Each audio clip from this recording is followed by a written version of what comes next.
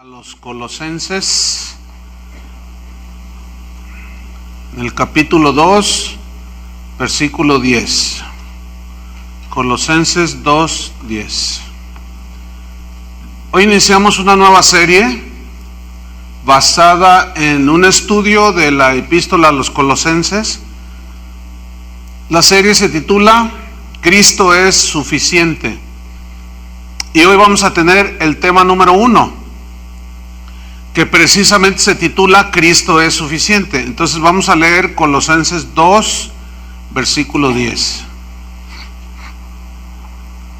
Dice así: y vosotros estáis completos en Él, que es la cabeza de todo principado y potestad.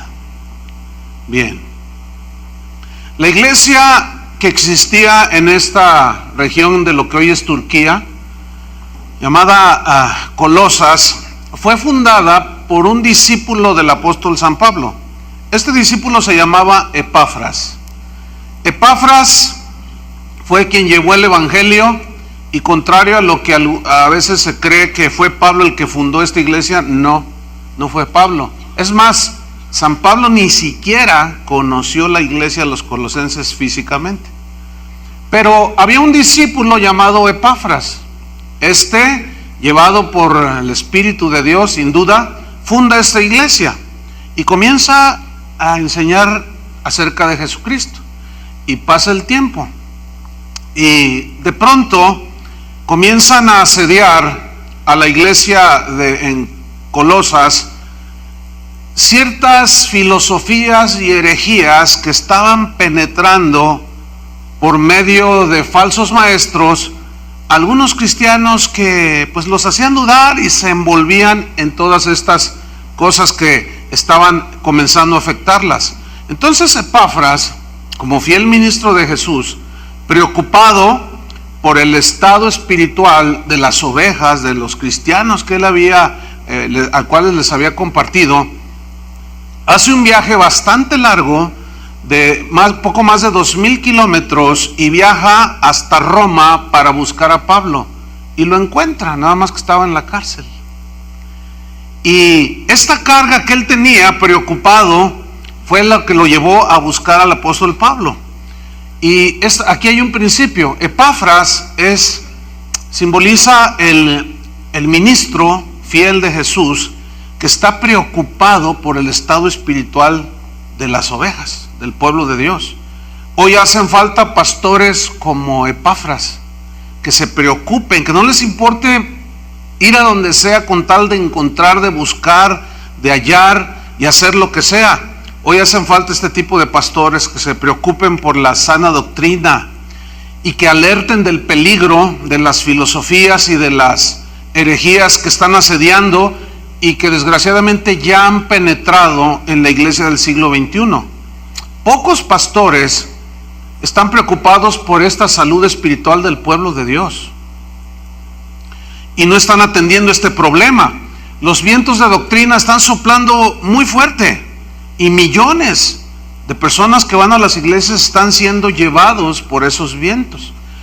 Y la carta que Pablo escribe a los tesalonicenses, por la información de la preocupación que tenía Epafras, es una advertencia en contra de las herejías que pretendían hacer insuficiente el sacrificio de Cristo.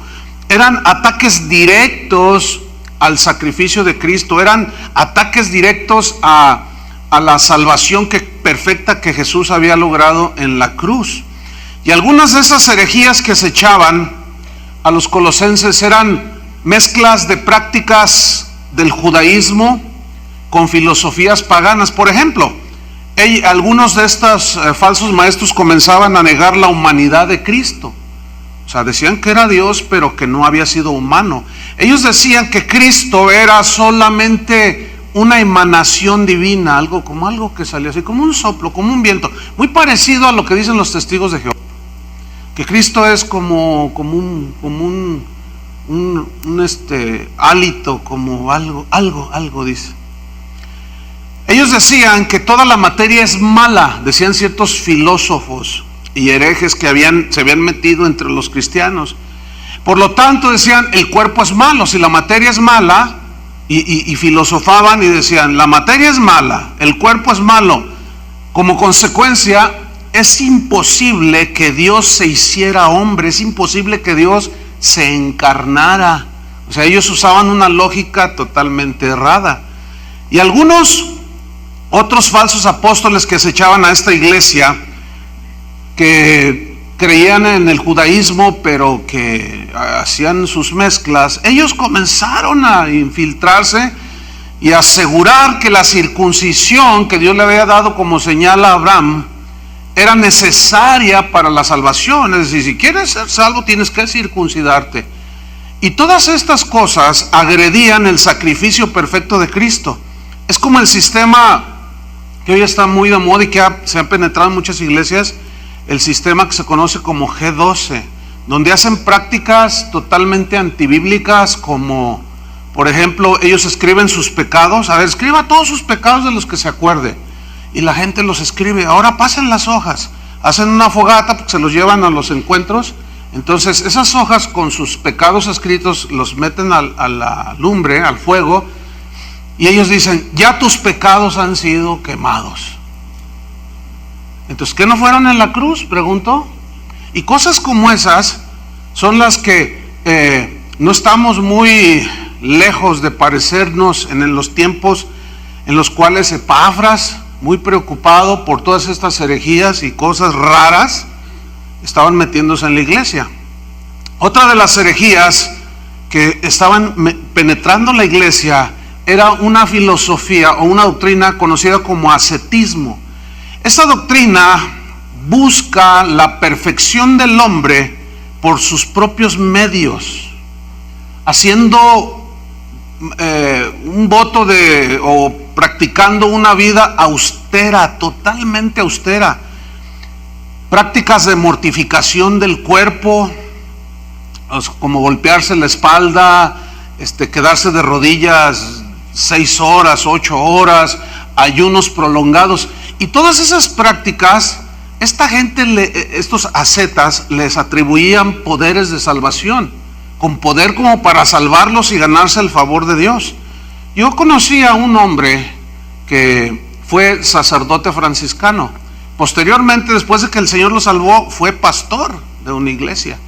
Y él una vez me comentaba cómo era que se flagelaban la espalda, como señal. Esa es una práctica de esta filosofía, ¿sí? Entonces dice, no, nos heríamos las espaldas bien tremendo con los suplicios. Esos unas disciplinas que les llamaban, eran unos pequeños, como látigos pequeños, no sé cómo. Cuartas, no es para los caballos, pues es lo mismo. Total, ellos se golpeaban y hacían todo este tipo de sacrificios. Hoy vemos muchos sacrificios de ese tipo, gente que se va de rodillas, llegan todos sangrados a los templos, etcétera. Entonces, muchos de estos enfatizaban en que debían de observar las leyes judías de la dieta, o sea, de los alimentos, comete esto no, que debían de guardarse ciertos días, y etcétera. Pero había un rasgo que distinguía a algunos de esos falsos profetas, es que ellos adoraban a los ángeles, invocaban a los ángeles. Algunos de estos falsos maestros creían que los ángeles les ayudaban, y ciertamente así es, porque la Biblia dice que los ángeles están para ministrar a los escogidos de Dios, es decir, para ayudarnos, nos protegen, etcétera. Sí es cierto, hay una enseñanza bíblica, pero lo que la Biblia prohíbe es invocarlos, porque nosotros invocamos al Padre en el nombre de Jesús, pero a los ángeles no. ¿Por qué Dios prohíbe invocación a los ángeles? Porque hay ángeles buenos y hay ángeles caídos, y cuando hay invocación, quién sabe cuál vendrá. Y muchas sectas como los mormones y algunas otras aseguran sus fundadores que un ángel les reveló un nuevo evangelio. ¿Cuál ángel sería?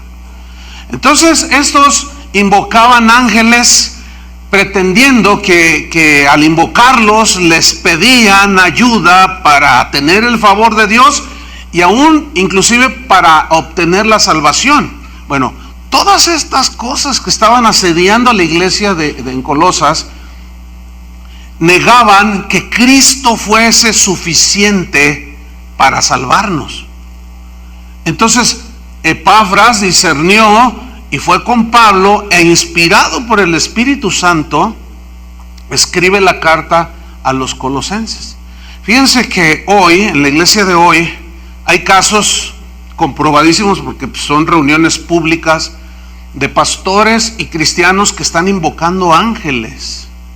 Por ahí hay algunos videos en el internet de un pastor en el Distrito Federal que dice, empieza a invocar los ángeles: ángeles, vengan en este momento y ministren sanidad a los hijos de Dios. Ángeles, vengan y soplen el viento del Espíritu. Está invocando ángeles, haciendo totalmente a un lado la prohibición bíblica de invocación de ángeles. Y luego comienzan a pasar cosas bien raras en ese lugar. Entonces Epafras estaba preocupado. Yo estoy preocupado como pastor. Pero solamente las Escrituras nos instruyen sobre lo que nosotros debemos de creer. Solamente las Escrituras nos instruyen de quién es Cristo. Entonces, como estaban agrediendo a Jesús y su obra, San Pablo escribe esta carta a los colosenses, y el tema central de esta epístola es que Cristo es suficiente, de que no necesitamos otras cosas ni a otros iluminados, no necesitamos nada más, Cristo nos basta.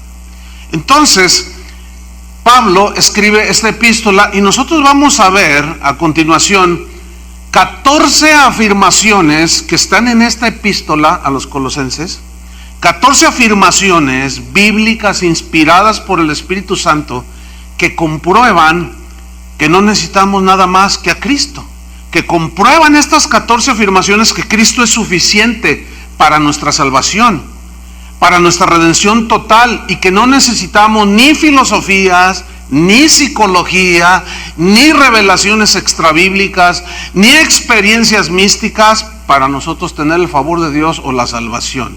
Cristo, mis hermanos, es totalmente suficiente. Su sacrificio es perfecto, su amor es perfecto, su plan es perfecto, porque es Dios y es perfecto. Entonces vamos a ver estas 14 afirmaciones que comprueban que Cristo es suficiente. La número 1 está en Colosenses 1:13, donde nos dice que Cristo es el único libertador. No tenemos muchos libertadores, nada más uno, y ese libertador es Cristo. Colosenses 1:13 dice: el cual nos ha librado de la potestad de las tinieblas y trasladado al reino de su amado Hijo. Dice aquí que el Padre, que es uno con el Hijo, nos ha librado, dice el principio del versículo. Y aquí la palabra librado significa rescatar, rescatar de un lugar, pero también significa atraer hacia sí mismo. Es decir, Él nos sacó, nos rescató y nos atrajo a sí mismo. Y como dice el profeta, nos atrajo con cuerdas de amor.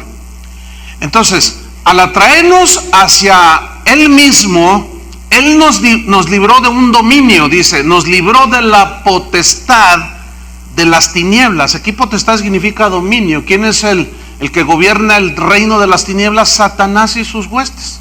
Eso significa que usted y yo, antes de conocer a Cristo, estábamos a merced de Satanás. Todo aquel que no tiene a Cristo en su corazón, que no gobierna el Espíritu Santo ni lo guía en su vida, está a merced de Satanás.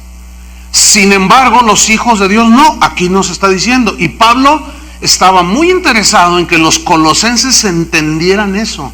Y nosotros como cristianos del siglo XXI necesitamos entender esto, que el Padre nos libró, nos atrajo hacia sí mismo, nos libró de la potestad del dominio de las tinieblas, porque ciertamente el mundo entero está bajo el maligno, dice la Biblia, pero tú y yo ya no estamos bajo el maligno. Jesús dijo que les doy potestad sobre toda fuerza del enemigo, les doy potestad de hollar, de pisar serpientes y escorpiones, y nada os dañará. Es decir, antes Satanás nos gobernaba, ahora ya no. Nos libró de esa potestad, pero no nos sacó, nos atrajo a sí mismo, pero nos llevó a otro lugar. ¿A dónde? Dice aquí, y nos trasladó, ¿a dónde? Al reino de su amado Hijo. Donde hay un reino hay un rey, ese rey es Jesús. Donde hay un reino y hay un rey, hay leyes que gobiernan, que rigen ese reino. Y ese reino, que es el reino de Dios, Jesús es el rey y la palabra de Dios son las leyes del reino. ¿Entendió? Entonces, no solo nos liberó, sino nos trasladó a un reino. Y esta palabra trasladar significa cambiar de lugar, pero tiene una implicación de cambiarnos a un lugar, pero muy alejado de donde estábamos. Es como si usted vive en Tonalá y se cambia hasta Zapopan, nada que ver. Está totalmente en dos polos opuestos. Eso es exactamente lo mismo que Jesús hizo con los que han creído. Estábamos en el reino de las tinieblas y nos trasladó al reino de Jesús, a un lugar totalmente alejadísimo, al otro polo, totalmente. Entonces, los colosenses, cuando Pablo escribe esto, es porque los colosenses ya empezaban a dudar de que en realidad Cristo los haya librado y vivieran en su reino. Por eso les escribe esto. Hoy muchos cristianos hacen tanto énfasis en la guerra espiritual y en los demonios y todo eso, que los cristianos llegan a sentirse asediados por los demonios. Y eso es una mentira de Satanás. Nosotros no tenemos que tenerle temor al demonio, pero tampoco vamos a andarlo cucando. Tampoco vamos a andar detrás de él pisándole la cola, como dicen algunos. No, nosotros vivimos la vida cristiana, pero tenemos que entender que Cristo es nuestro único libertador. No hay otro. Número 2, Cristo es el único Salvador. Colosenses 1:14. Estoy yéndome conforme van apareciendo estas afirmaciones en las escrituras, ahí en la carta. Colosenses 1:14 nos muestra que Cristo es el único Salvador. ¿Ha oído usted a gente decir que la Virgen María es corredentora? Co significa igual, que tuvo el mismo papel en la redención. Escúcheme bien, eso es una herejía. Porque el único que murió en la cruz fue Jesús. Yo sé que esto le puede molestar a algunos, pero lo lamento mucho. ¿Por qué? Porque la Biblia asegura que hay un solo Salvador, que hay uno solo que murió en la cruz. Él no existe ningún corredentor, o sea, que sea igual en su obra de salvación. No, ella fue escogida por gracia, como pudo haber sido Elizabeth o Juanita. Había muchas mujeres virtuosas en Israel, pero solamente una tenía que haber sido escogida. Le tocó a ella, pero fue por gracia. Pero eso de corredentora es totalmente antibíblico. Entonces, ¿por qué Pablo les dice en el versículo 14, en quien tenemos redención por su sangre, el perdón de pecados? ¿Quién derramó su sangre? ¿San Pablo? ¿Para limpiarnos nuestros pecados? ¿San Pedro? ¿La Virgen María? ¿El apóstol Juan Camaney? ¿Quién? Dígame, ¿quién? Entonces, ¿por qué Pablo les escribe eso y les dice que solamente uno derramó su sangre por nosotros?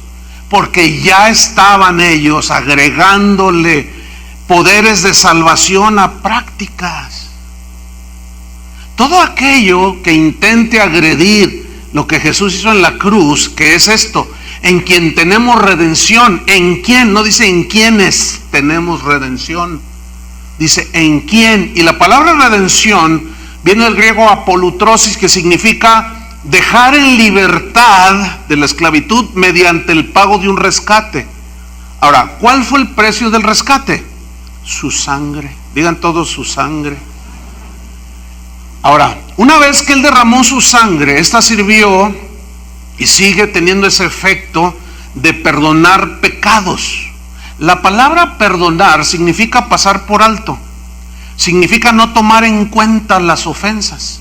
Por ejemplo, en Romanos 3:25, si lo lee conmigo, Romanos 3:25, aquí nos dice algo muy importante. Romanos 3:25, a quien Dios puso como propiciación, o sea, refiriéndose a Cristo, por medio de la fe, ¿en qué? En su sangre. Fíjense cómo está hablando de uno solo que fue puesto como propiciación, nada de corredentores. Por medio de la fe en su sangre, para manifestar su justicia, a causa de haber pasado por alto en su paciencia, ¿qué? Los pecados pasados. Significa que Dios perdonó los pecados de la humanidad, pero no todos hacen efectivo esa obra de Cristo en la cruz. ¿Por qué? Porque rechazan el sacrificio de Jesús y pretenden que con sus propias obras, tipo ascetismo, con sus aflicciones del cuerpo, con sus prácticas de ayunos y cosas de ese tipo, ceremonias y ritos, ellos van a alcanzar salvación y favor de Dios. Es exactamente el mismo problema que vemos hoy, el que tenían los primeros cristianos. Entonces, Cristo es el único Salvador. Número 3, versículo 15, Colosenses 1:15. Cristo es la misma imagen de Dios. Esa es la afirmación número 3. Y está en Colosenses 1:15, dice, Él es la imagen del Dios invisible.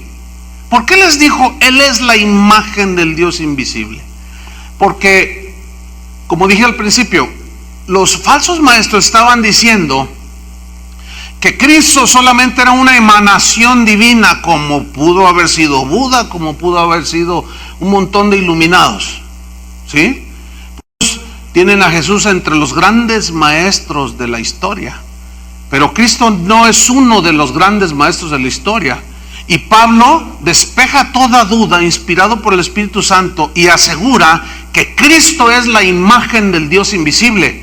Y les escribió esto para que los colosenses quitaran de su mente lo que se estaba metiendo, las opiniones que estaban entrando en las mentes de los cristianos en Colosas, y estaban perturbando su fe y su concepto de Cristo. Ahora, la palabra imagen aquí, que Cristo, Él es la imagen del Dios invisible, esta palabra imagen viene del griego eikon.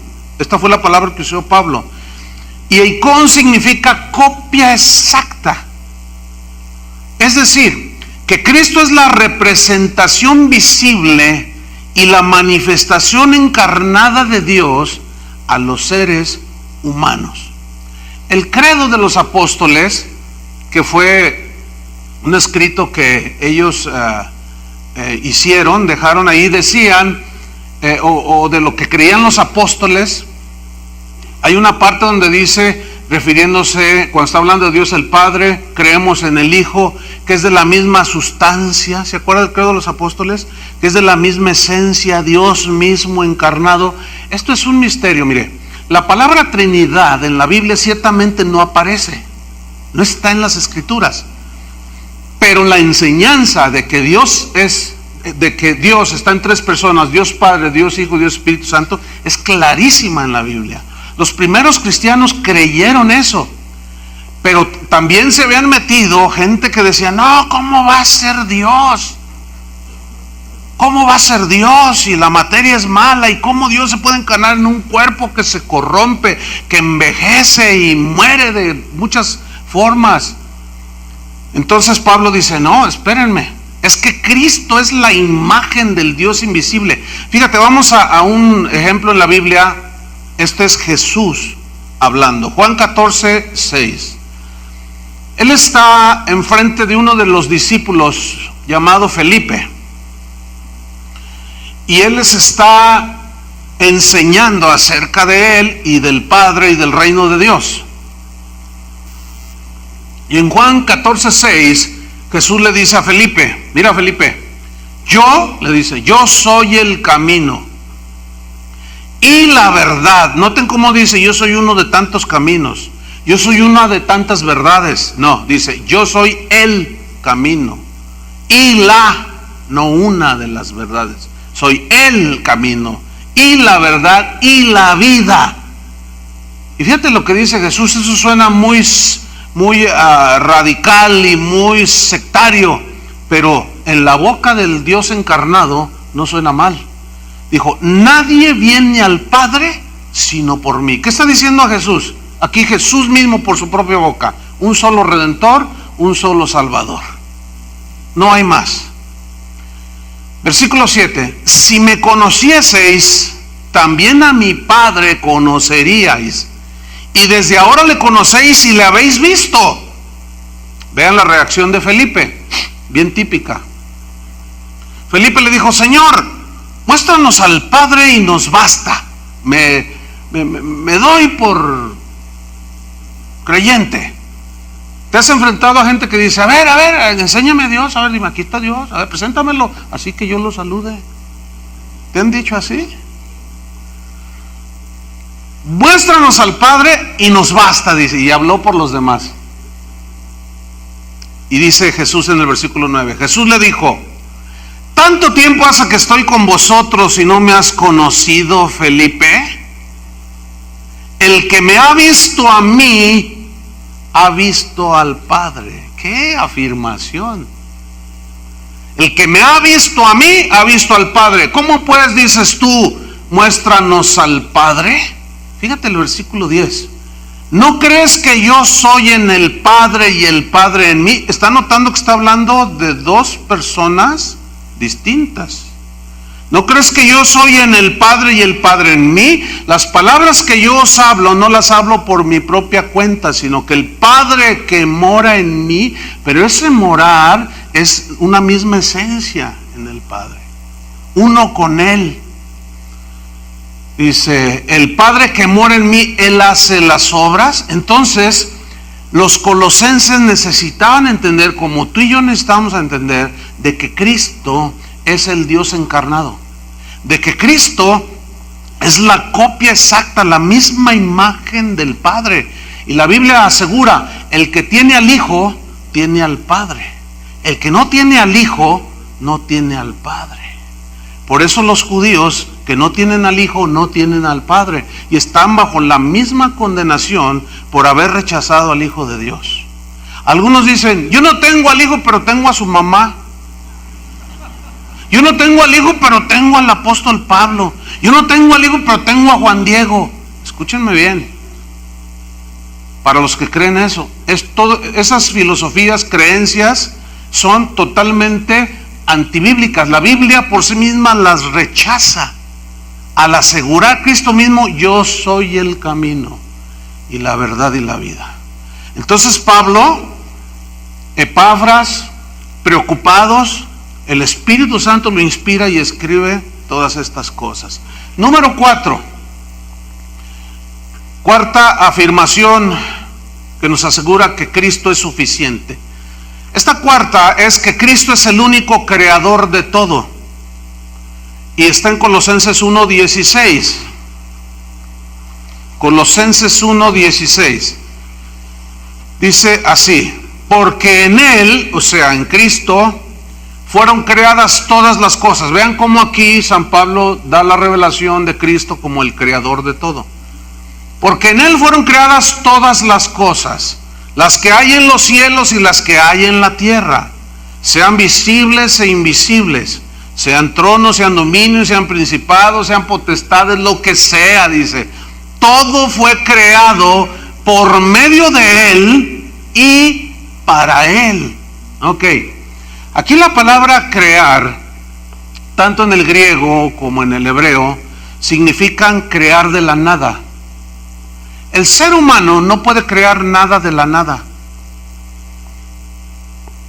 Podemos crear, tenemos una capacidad creativa y hacer obras de arte y decimos: qué creatividad, pero tomamos la materia y la materia fue creada por Dios.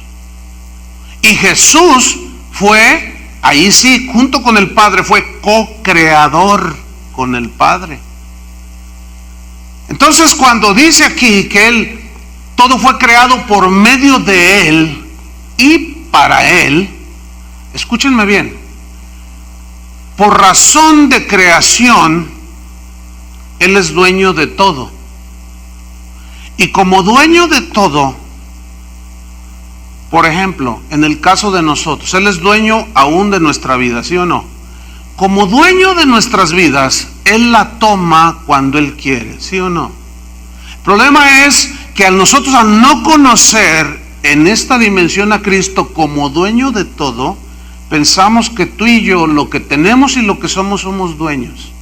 Y estamos muy equivocados. A ver, ¿alguno de ustedes me puede decir qué día va a morir? ¿Quién planea su nacimiento? Nadie. Pero sin embargo, todo dice la Biblia que Él nos conoce desde antes de que fuésemos concebidos en el vientre de nuestra madre. Ya nos conocía. Él es Dios solamente. Ahora, por razón de creación, Él es dueño de todo, Él es reino del universo. Como dueño de todo el universo y entre ellos el planeta Tierra donde nos puso en la habitación más hermosa que hay en el universo, la Tierra. Pero el hombre, ¿qué ha hecho de la Tierra? La hemos contaminado, la hemos destrozado. Esa lluvia que tuvimos ahora hace unos días es totalmente inusual. ¿Todo por qué? Por todos los contaminantes y la basura que aventamos a la atmósfera y está todo trastornado. Nosotros no solo no somos capaces de crear nada, sino destruimos todo. El hombre, por más sabio que se sienta, no ha sido capaz de solucionar el problema de la contaminación. No ha sido capaz de solucionar el problema de la discriminación, de la pobreza y de un montón de cosas.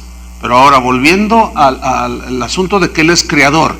Él como creador, en el caso nuestro, porque esto que estoy diciendo, la gente que no cree en Cristo, le entra por aquí y le sale por acá.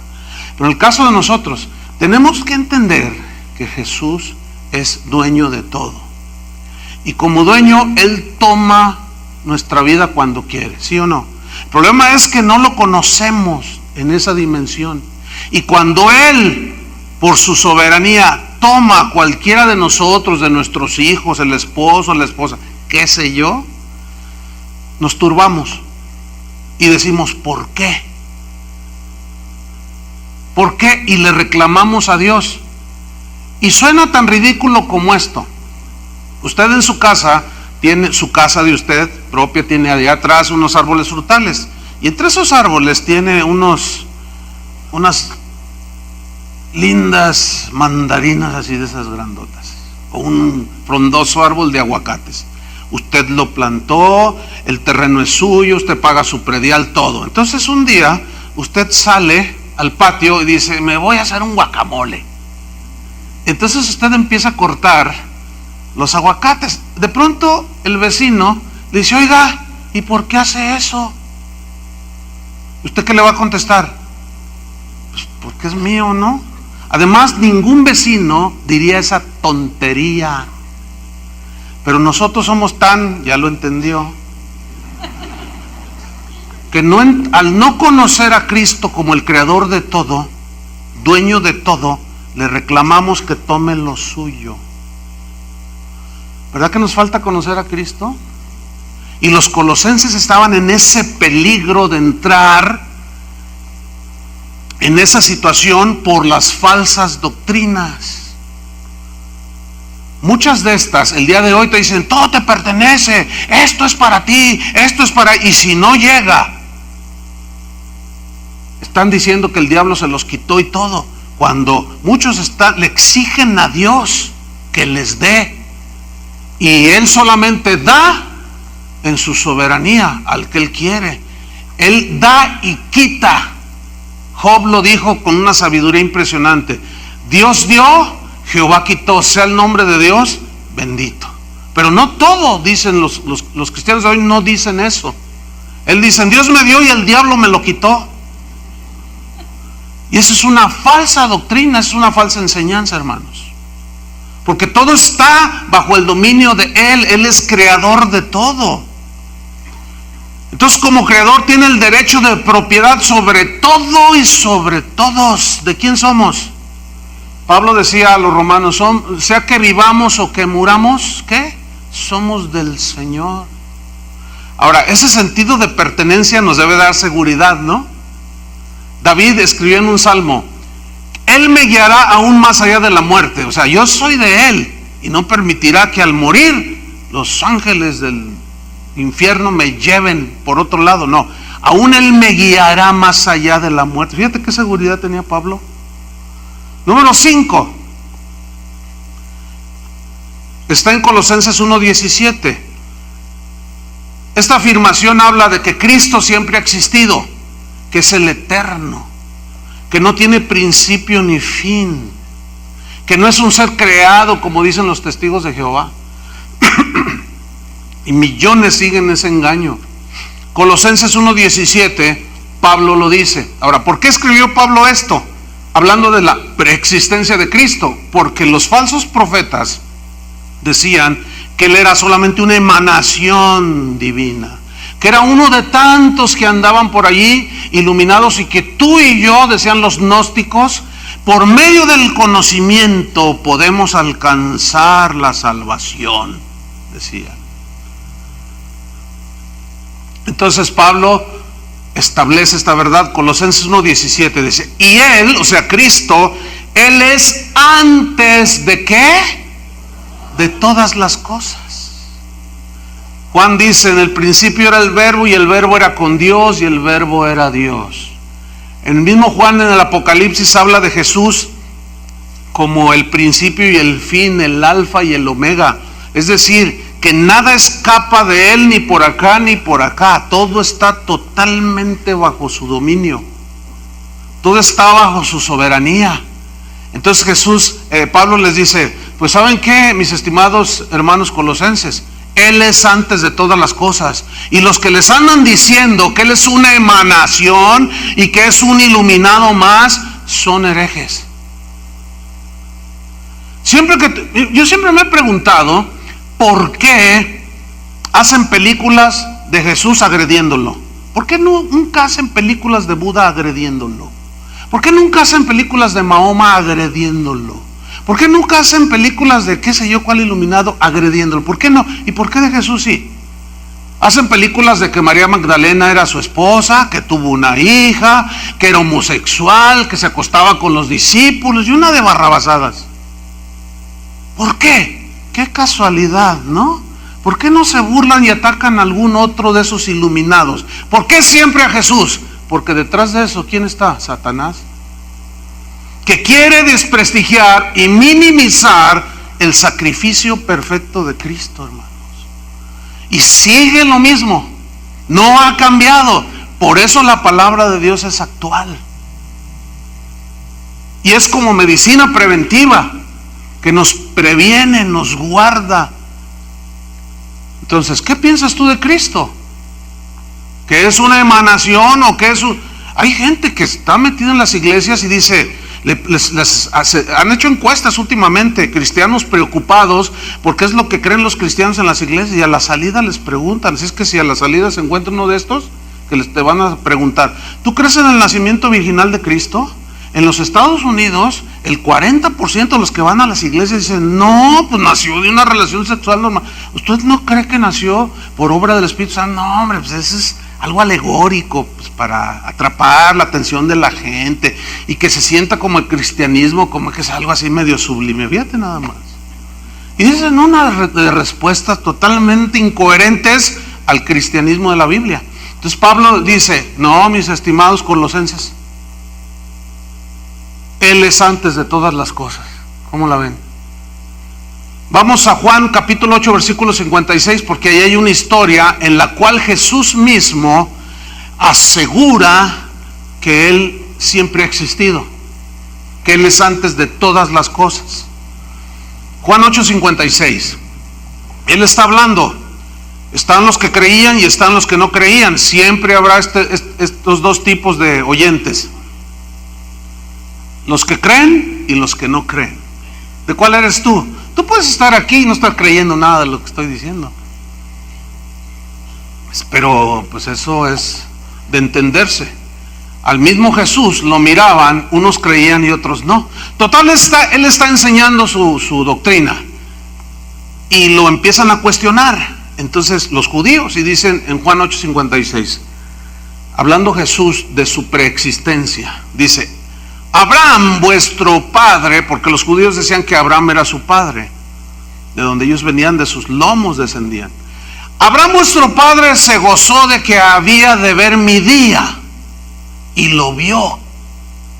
Pongan mucha atención a esta lectura. Y se gozó de ver mi día. Entonces le dijeron los judíos: ¿aún no tienes 50 años y has visto a Abraham? Abraham había existido cientos de años atrás. ¿Aún no tienes 50 años y tú dices que viste a Abraham? Pues era lógico que se turbaran todos, ¿no? Versículo 58. Jesús les dijo: de cierto os digo, antes que Abraham fuese, ¿qué? Yo soy. Qué expresión. ¿Sabes que esa frase yo soy es característica del Padre en el Antiguo Testamento? Cuando Moisés le dijo al Señor, después de que Dios lo encomendó, le dijo: ve y libera a mi pueblo. Y Moisés le dice: ¿y si me preguntan quién me envió? ¿Qué les digo, Señor? Y Dios le responde: diles, yo soy el que soy, te envía. Yo soy el que soy. Esa frase yo soy el que soy en hebreo significa el que existe en sí mismo, el que vive en sí mismo, el que tiene vida en sí mismo, vida increada. ¿Cómo fue? ¿Y quién hizo a Dios? Mamá, la típica, ¿no? Y se te mueve todo el tapete porque no sabes decirle. Yo soy el que soy. Entonces cuando Jesús dice antes que Abraham fuese, yo soy, o sea, yo siempre he existido. ¿Cómo la ven? Esas palabras de Jesús, yo soy, en la boca del apóstol más ungido, suenan pero terribles. Terminamos aventándole de jitomatazos. ¿Te imaginas un hombre que diga yo soy el que soy, yo existo en mí mismo, nadie me creó? Tú dices: uy, vámonos de aquí porque este está loco. Pero en los labios de Jesús suenan perfectamente coherentes, porque efectivamente Él es el Dios encarnado que siempre ha existido. Entonces dice: yo soy antes que Abraham. Pero fíjate el versículo 59. Tomaron entonces piedras. Estos no agarraron tomates, agarraron piedras porque dijeron: no, hombre, esto ya se pasó, herejía. Fíjate qué terrible, hablando con el mismo creador del universo cara a cara. Qué increíble. ¿Te imaginas el día del juicio? De estar diciendo: es que lo tuve enfrente de mí y no creí. Los judíos que esperaban la salvación de Jehová por medio del Mesías, lo tuvieron enfrente y lo rechazaron. A lo suyo vino y los suyos, refiriéndose al pueblo judío, no le recibieron. Mas a los que creen en su nombre, ¿cuántos creen en su nombre? Les ha dado potestad de ser hechos hijos de Dios. ¿Qué somos ahora? Hijos de Dios. Pero Él es preexistente, Él no es ningún Dios creado como los de la mitología griega.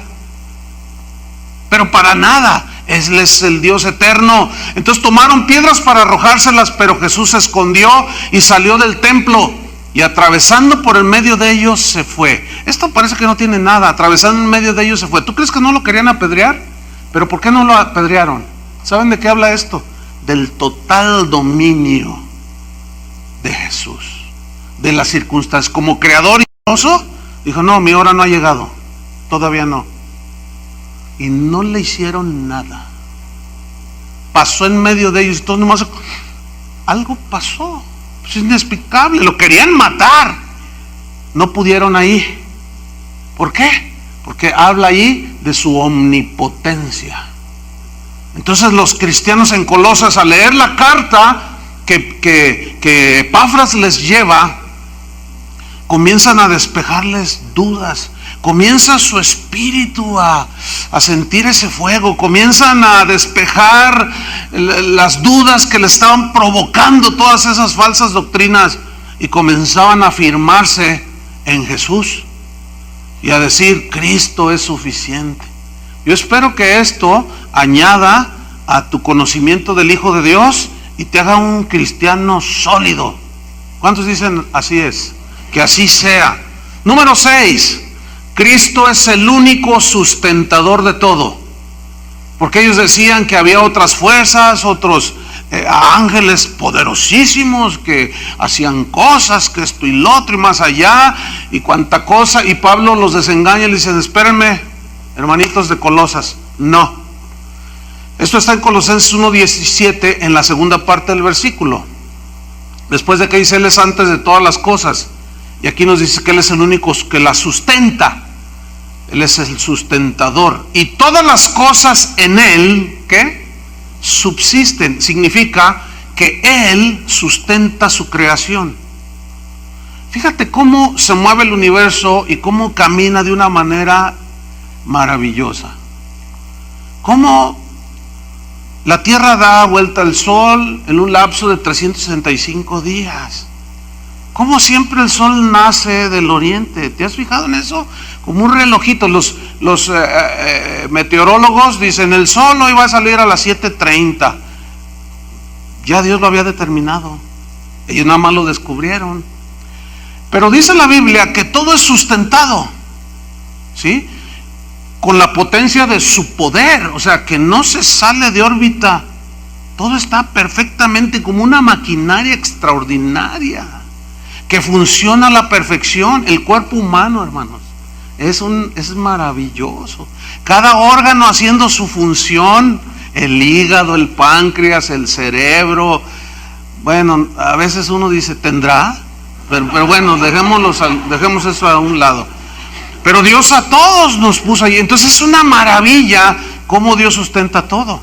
Y cuando habla de sustentar, no solo habla de proveer alimento, aunque también lo incluye. Por ejemplo, en las palabras sencillas de Jesús, está enseñando a sus discípulos: vean las aves del cielo, no trabajan y vuestro Padre las alimenta. Vean las flores del campo, que no trabajan, no hilan, y vuestro Padre, miren cómo las vistió. Esas son de plástico y aún así se ven bonitas. Y vean cómo, pues esta es una copia de algo real, ¿no? Vean cómo Dios las vistió. Bueno, si Dios las viste así y alimenta así a los pajarillos, ¿no hará mucho más con vosotros? ¿No valéis mucho más vosotros que ellos? Pero entonces, cuando la gente no conoce al Cristo que sustenta todo el universo, y que entre todo ese universo impenetrable e insondable, ahí estás tú como un puntito en el universo. Y si se preocupa de un pajarillo, dice que no cae a tierra un pajarillo sin la voluntad del Padre. Dice: ¿no tendrá cuidado de ti? El asunto es que las filosofías y los pensamientos que estaban entrando a la iglesia de Colosas les estaban haciendo creer a ellos, los estaban tratando de desviar de que Él no era suficiente para sustentarlos. Entonces, cuando un cristiano no conoce al Cristo que sustenta todo el universo, entonces tiene duda de que lo sustente a Él. Pero si conocemos esto, eso aumenta nuestra fe, ¿no es cierto? Decimos: bueno, yo valgo más que un triste pajarillo. Entonces, cuando un cristiano, que los hay, dice cosas como: no, a mí ya Dios me abandonó, no sabe lo que está diciendo. Estás ofendiendo a Dios cuando tú dudas de su poder sustentador. ¿Cuándo han visto a los pajarillos pidiendo dinero? Es más, son tan inteligentes. Ustedes estaban, mi esposa y yo, en un lugar donde está al aire libre el restaurante, y llegó un pájaro. Entonces en las mesas tienen el azúcar esa de Splenda, la artificial pues, pero luego estaba la azúcar refinada en sobrecitos, pero también tenían sobrecitos de azúcar que no está procesada industrialmente. O sea, la que tiene la mayor, la que le llaman azúcar morena. Entonces llega el pájaro y empieza a ver los sobrecitos. Y yo le digo a mi esposa: mira, ve eso. Porque yo lo había, el día anterior yo lo había visto, pero ella se fue al baño y ella no lo vio. Lo que vi fue extraordinario. El pájaro empieza a hacer así y con el pico agarra un sobre de azúcar morena.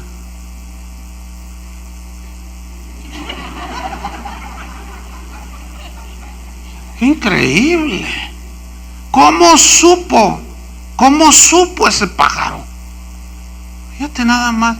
Y nosotros le metemos de toda la basura posible. O sea, no nos funciona a veces acá arriba en la azotea. Pero ese pájaro, ¿los has visto muriéndose de hambre? Ustedes no se ven como que la crisis les ha afectado. Se ven muy llenitos. El problema es que nosotros medimos nuestro bienestar y la bendición por la abundancia de los bienes que tenemos. El carro que traemos o el dinero que tenemos en el banco, estamos equivocados, hermanos. Los primeros cristianos no tenían tiempo de ahorrar, ellos eran perseguidos, todos les quitaban y perdían. Y Pablo decía, como empobrecidos, pero enriqueciendo a muchos. O sea, es totalmente otra cosa. Esos sí conocían a Cristo. Para vergüenza nuestra lo digo, y para vergüenza de todos esos falsos maestros que han desviado a la gente, haciéndole creer esas cosas, como aquellos falsos que querían afectar la iglesia de Colosas. Cristo es el único sustentador. ¿Qué te hace falta, hermano? No dudes, confía. Yo te reto a que confíes en Él. Si Él sustenta todo, ¿no podrá contigo? Si puede sostener la tierra, que dice que la tierra es estrado de sus pies y que Él sustenta todo, ¿tú crees que puede contigo? ¿Cuánto pesas? Dejemos la ignorancia, hermanos, a un lado y conozcamos a Cristo. Pero este se conoce a través de las Escrituras, no hay otra revelación. Número 7, vámonos rápido. Cristo es la única cabeza de la iglesia. Esto está en Colosenses 1:18, en la primera parte. Cristo es la única cabeza de la iglesia. Dice, y Él es la cabeza del cuerpo que es la iglesia. ¿Quién es la iglesia? Todos los creyentes. ¿Quién es la cabeza de la iglesia, el que gobierna la iglesia? Cristo. Aunque hay algunos cabezones que se creen dueños de la iglesia. Un pastor, un apóstol, un profeta, no somos dueños de la iglesia, hermanos. Somos parte de la iglesia. Somos colaboradores como ministros de Él, decía Pablo. Pero no somos dueños, ni somos la cabeza de la iglesia. Nuestro deber, escuchen bien, como pastores, ministros, es escuchar las instrucciones que vienen de la cabeza. ¿Dónde está el cerebro? En la cabeza. De ahí parten las órdenes, así como el cuerpo humano, del cerebro. Y el cerebro es Cristo, la cabeza es Cristo. Él es el que guía. Él es la única cabeza. Entonces, escúchame bien, si el pastor de la iglesia donde vas se tuerce y empieza a enseñar herejías, no estás obligado a seguirle ni a obedecerle. Y no diezmen para que se muera de hambre. ¿Me escucharon? ¿Entendieron eso? Pero si ese pastor o esos pastores, apóstoles, los que sean, les están llevando hacia Cristo, óiganlos. Si no, no. Si los llevan en la doctrina que es conforme a la piedad, obedezcan a sus pastores. Eso dice la Biblia. Los están llevando hacia Cristo. ¿Hacia dónde los están llevando? O los están alejando de Cristo, porque Él es la cabeza. Y pastor que no se conecta a la cabeza estará desviando, desvirtuando y mutilando el cuerpo de Cristo. Entonces Él como guía, como cabeza, pues nunca nos va a llevar por caminos torcidos, ¿verdad que no? Entonces, si un pastor se tuerce, ustedes vuelvan a las Escrituras. ¿Ok? Se torció. Mira, los 11 discípulos, cuando Judas traiciona a Jesús, no dijeron, ya ves, todos son hipócritas. Ah, no, mira, ¿ya viste a Judas? Ah, pues entonces yo también ya me voy, todos son iguales. Ninguno de los discípulos dijo esa tontería que dicen muchos. Ven a alguno fallar, caer y dicen, ya ves, todos son iguales. Yo tampoco, ya no voy porque todos son iguales. No sean tontos como aquellos. Piensan mal, razonan mal, desacertadamente, para tragedia de ellos, porque Cristo es la cabeza, sigue siendo la cabeza. Por eso la Biblia nos instruye: puestos los ojos en ¿quién? En el pastor. ¿Así dice? Puestos los ojos en Cristo, en el autor y el consumador de la fe. Número 8. Él es el único que merece el primer lugar en todo.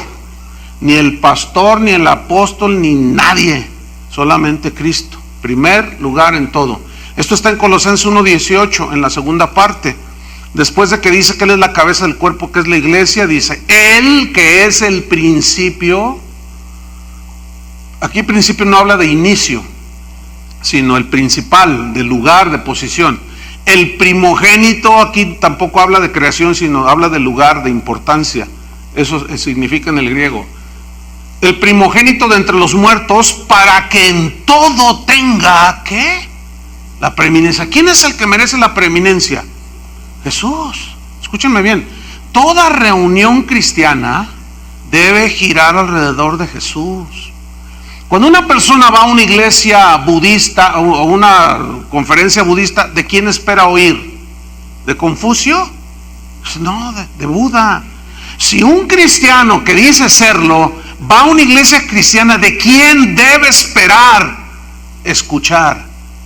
De Cristo.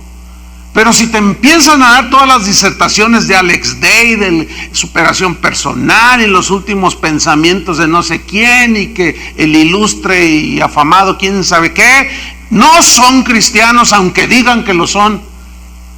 Porque se entiende que el mensaje de los cristianos, ¿quién es? Es Cristo. Primer lugar en el mensaje.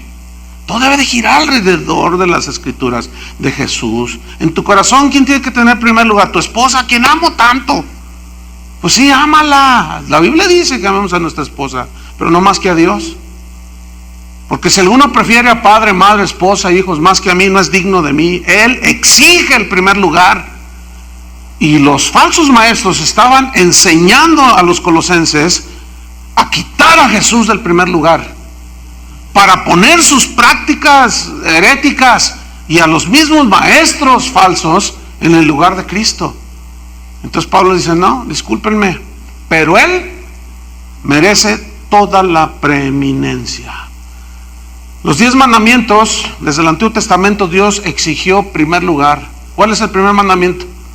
No, amarás al Señor tu Dios con todo tu corazón, y va junto con el primer mandamiento: no tendrás dioses ajenos delante de mí.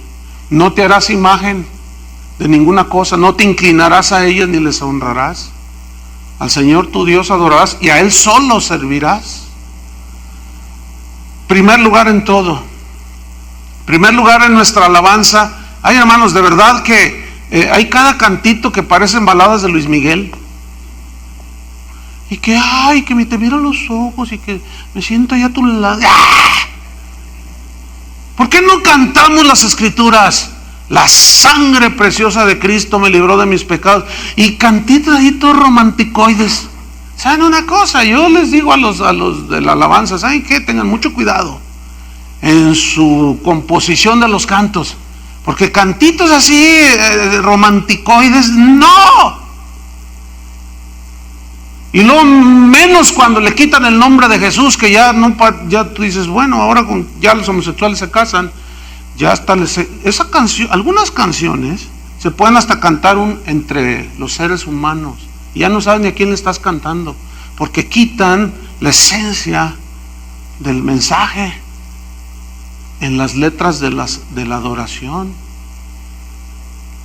Otro día una jovencita me dice: oiga, pastor, ¿ya escuchó este disco? Y entonces yo vi la portada y le digo, no la había escuchado. Le dije, no, ¿por qué? Dice, pues es que está muy raro, me dice, me lo regaló mi papá, dijo. ¿Y qué le encuentras de raro? Pero la artista sí la conocía, en una que dice que es cristiana. Dice, es que parece como que le está cantando a otra o a otro, como que le está cantando a su amante. Dice, que vámonos allí tú y yo solitos en el cuarto, en intimidad, pero nunca dice Dios, nunca dice Jesús. Entonces se presta para cualquier cosa. Número 9, Cristo es el único conciliador. Esto está en Colosenses 1:20. El único reconciliador, mejor dicho. Colosenses 1:20 dice: y por medio de él, o sea, de Cristo, reconciliar consigo todas las cosas, así las que están en la tierra como las que están en los cielos, haciendo la paz mediante la sangre de su cruz. Nos reconcilió con el Padre, o el Padre nos reconcilió a través de su Hijo Jesucristo. Yo quiero que noten que está hablando que Jesús fue el que nos reconcilió con el Padre. Ni Juan Diego, ni San Juan, ni San Pedro, ni San Pablo, ni no sé quién. No. Nosotros los cristianos tenemos un único y suficiente intercesor. ¿Quién es? Jesús. No necesitamos acomedidos que vayan a favor nuestro. La Biblia nos dice que hay un solo mediador entre Dios y los hombres. ¿Quién es? Jesucristo, hombre. Pero ¿por qué Pablo escribió esto? Y les dice, Él es el que nos reconcilió por medio de la muerte en la cruz.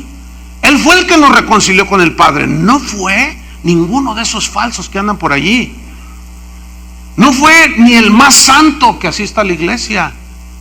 Él fue el que nos reconcilió consigo mismo a través de Jesucristo. Esto es muy importante, porque luego la gente hace sus cosas, piensa sus cosas, y por ejemplo a mí como pastor a veces me dicen: pastor, ore por mí, interceda por Dios por mí, porque a usted sí lo oye Dios. Yo soy el intercesor. Fíjate nomás. Entonces ya le atribuyen al pastor o al orador, al predicador, el lugar que solo tiene Cristo. Por favor, dejen la ignorancia, hermanos. Por favor, se lo suplico. Pero esa ignorancia va a ser despejada cuando se les enseña que Cristo es el único reconciliador. Podemos orar a favor de ustedes, pero nunca ponernos en el lugar de reconciliación. Fíjate, Pablo decía: nosotros a los Corintios fuimos reconciliados por Dios, y nos ha dado el ministerio de la reconciliación. ¿Qué significa eso? Que nosotros predicamos a Cristo de que Él es el reconciliador. A fin de cuentas así es. Él es el único. Pero nosotros damos el mensaje de quién es el reconciliador. Número 10. Cristo es el único tesoro y sabiduría de Dios. Eso está en Colosenses 2:3. Cristo es el único tesoro y sabiduría de Dios. Dice: en quien están escondidos todos los tesoros de la sabiduría y del conocimiento. Así es que, mis estimados colosenses, dejen de andar buscando en la sabiduría de los griegos. Dejen de andar buscando en la sabiduría de los entendidos. Quieren sabiduría, quieren el verdadero conocimiento. ¿Dónde está? En Cristo. En Él están escondidos. ¿Qué? Los tesoros. ¿Qué hay en un tesoro? ¿Alguno de ustedes ha encontrado algún tesoro? Bueno, supongamos que te encuentras uno allá en la hacienda donde nació tu abuelita. Entonces sacas un tesoro ahí, un cofre lleno de joyas de oro y de monedas de oro, y cuando tú lo abres y ves aquello, dices: wow. Escúchenme bien. Los tesoros de las riquezas, de la sabiduría y del conocimiento, ¿en quién están, hermanos? En Cristo. En Cristo está la respuesta a la problemática del ser humano. En Cristo está la respuesta a la solución de tu problema básico, que es pecado. En Cristo está, en su tesoro, la sabiduría para saber dirigir a tu familia. En Cristo está la sabiduría para saber conducirte en medio de este mundo sin que te contamines. En Cristo está escondido ese tesoro. Pero ese tesoro que está escondido tiene que ser buscado. No viene automático. Hay falsos maestros que dicen: no, yo necesito estudiar, a mí el Espíritu me revela, yo nada más me paro los domingos y abro mi Biblia y leo un versículo y el Espíritu me da palabras, y sueltan una de barrabasadas que para qué les cuento. No, mis hermanos, Dios nunca va a honrar la ignorancia. Pretenden conocer a Cristo, pero con sus hechos lo niegan. No tienen sabiduría, no tienen conocimiento. Entonces Pablo lo que les está diciendo es muy sencillo: no busquen su solución en la sabiduría de los hombres ni en el conocimiento de los hombres. Les voy a decir algo. Algunos me lo han reprochado, pero yo me mantengo en lo dicho, porque es conforme a la Escritura. Cristiano que busca la ayuda de un psicólogo, algo anda mal con él. Está menospreciando la respuesta espiritual que Dios tiene para tu loquera, para tus traumas. ¿Qué antes de que se descubrieran la psicología? ¿Qué con todos esos cristianos? ¿Qué con el que está en Cristo nueva criatura? Las cosas viejas pasaron. ¿Y qué de aquel gadareno que tenía 2000 demonios? Y que cuando Cristo lo liberó estaba en su sano juicio. ¿Qué con aquella loca pecadora que cuando Jesús le dijo tus pecados son perdonados, su vida cambió? No necesitó ni pasar por la clínica de liberación, ni por los liberadores, ni por la terapia de no sé qué tanto rollo. Yo sé que aquí hay un montón de psicólogos, no sé por qué Dios los mandó aquí. Es más, hay hasta matrimonios, él es psicólogo y ella es psicóloga.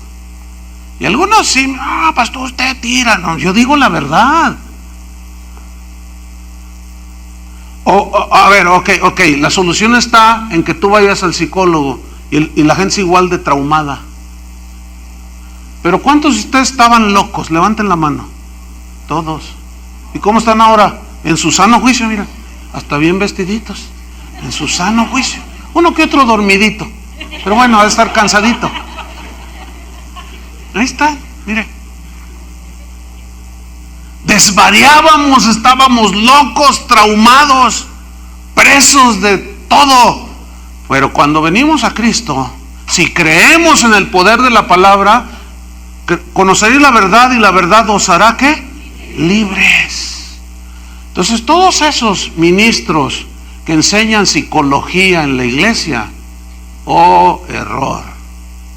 Si la psicología la suplantamos, o mejor dicho, suplantamos la palabra con la psicología, nos hemos metido en problemas.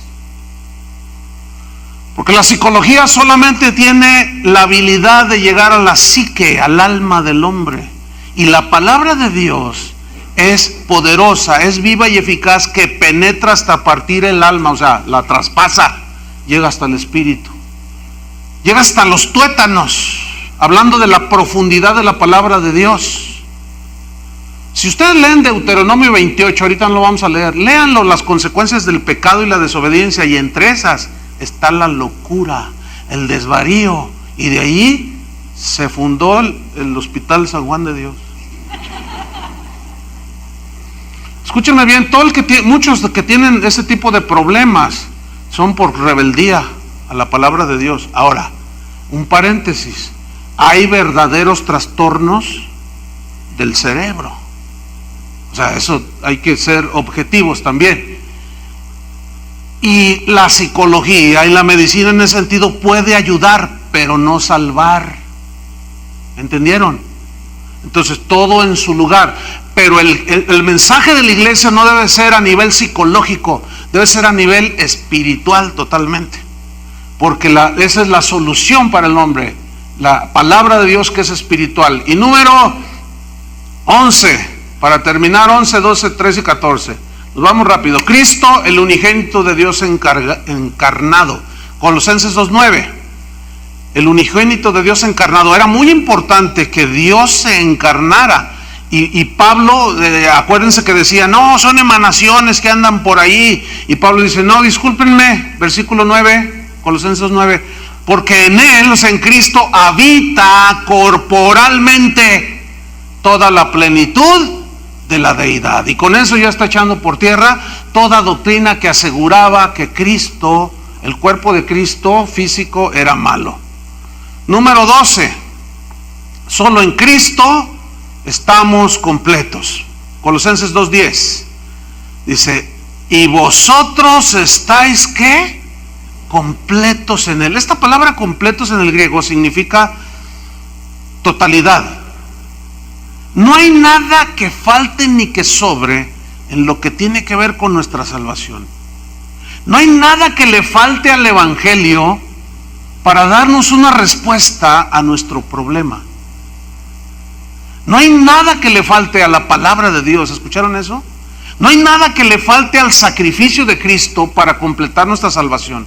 No tenemos que andar en encuentros, preencuentros y posencuentros quemando pecados. Tenemos que creer en el unigénito Hijo de Dios. Y el que cree será salvo, dice la Biblia. No tenemos que andar haciendo hechicerías y brujerías y cuanta cosa. Todo eso agrede el sacrificio de Cristo. Estamos completos en Él, hermanos. Ahora, desde el momento en que tú recibiste a Cristo, camina tu vida cristiana. Ya no somos ritualistas. No confiamos en ayunos, rituales, no les atribuimos poderes salvíficos, porque Cristo nos salvó. Vivamos la vida cristiana con la libertad que nos enseña la palabra de Dios, que yo les he hablado los domingos anteriores. Estamos completos, hermanos, no nos falta nada. Penúltima, Cristo es la única realidad de todo. Colosenses 2:16. Ahí leemos, ¿verdad? Puesto que ya no hay ritualismo del Antiguo Testamento, aquello era la sombra, ahora vivimos la realidad. Colosenses 2:16. Por tanto, dice: nadie os juzgue en comida o en bebida, o en cuanto a días de fiesta, luna nueva o días de reposo, de que no lo haces, que si lo haces, todo, que ya lo hemos discutido. Todo lo cual es sombra de lo que ha de venir, pero el cuerpo es de Cristo. Es decir, la realidad, eso significa, es Cristo. ¿Quién es nuestra realidad? Cristo. Nosotros no seguimos a una doctrina esotérica o a un personaje que se duda su existencia. Tan así existió Cristo que dividió la historia, y hasta el más ateo dice antes de Cristo o después de Cristo. No, nosotros seguimos la realidad que es Cristo, y es una persona, no es una emanación.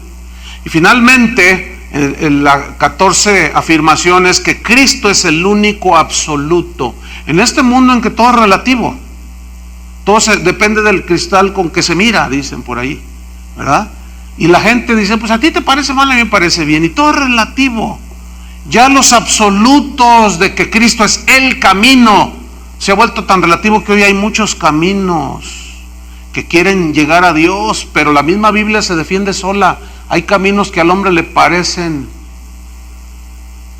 derechos, justos, pero su fin es ¿qué? Muerte. Hay un solo camino. Entonces Cristo es el único absoluto, y esto está en Colosenses 3:11. Dice así: donde no hay griego ni judío. O sea, ya, eso significa ya no hay distinción de raza, circuncisión e incircuncisión, ya no hay distinción de religión o de ritualismo, bárbaro ni escita. O sea, ya no hay distinción entre el ignorante y el sabio, siervo ni libre en el estado en el que vive una persona. Ya no se trata de eso, sino que Cristo es ¿qué? El todo y en todos. Entonces, hermanos, no necesitamos más. Cristo es suficiente para todos los que creemos. Nos debe ser suficiente y nos debe bastar. Al menos en esta congregación nos esforzaremos por presentarles al Cristo suficiente. Nunca Dios nos dé gracia, nunca les presentaremos una alternativa que no sea Cristo. Ninguna solución que no sea Cristo. Ningún mensaje que no sean las Escrituras. Porque queremos que esta iglesia sea una iglesia cristiana. Son cristianos. Conozcamos a Cristo. Si tú eres de los que dicen, es que yo siento que me falta, ¿qué te falta? Es que yo siento que tú, ¿qué? Es que pienso que Él no me oye. ¿Qué? A ver, espérame, ¿no conoces a Cristo? O estás en proceso de conocerlo día a día, que pienso que esa es la situación real. Yo he hecho un vistazo a los años pasados, después de 30 y tantos de haber entregado mi vida a Cristo, y todavía lo estoy conociendo. Y lo conozco más y me doy cuenta que necesito todavía conocerlo más.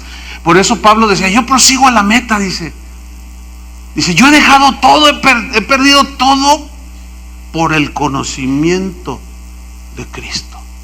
O sea, yo quiero conocer a Cristo, porque el conocer a Cristo es el todo del hombre y es el todo para un cristiano. Oremos, pónganse de pie. Señor, te damos las gracias por tu palabra. Gracias porque tú siempre, Señor, nos previenes, nos alertas. Gracias, Señor, por esta carta que tú inspiraste por el Espíritu a Pablo. Parece tan actual.